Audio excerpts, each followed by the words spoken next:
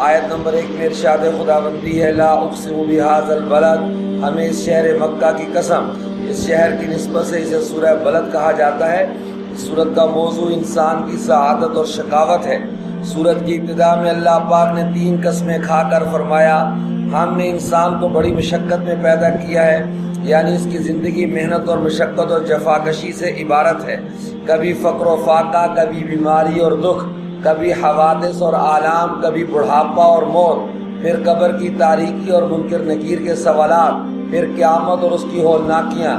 غرضے کے ابتدا سے انتہا تک مشقت ہی مشقت ہے۔ اس کے بعد ان کفار کا تذکرہ ہے جنہیں اپنی قوت پر بڑا گھمنڈ تھا، وہ فخر و ریا کی نیت سے اموال خرچ کرتے تھے۔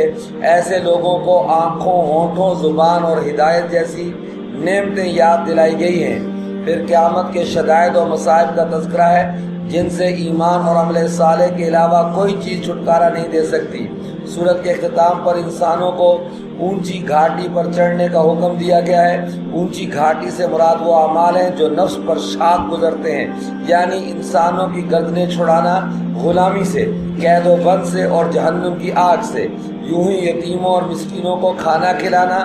اس کے ساتھ چند اور صفات کا ہونا بھی ضروری ہے: ایمان باللہ، ایک دوسرے کو صبر کی اور آپس میں رحم کرنے کی وصیت۔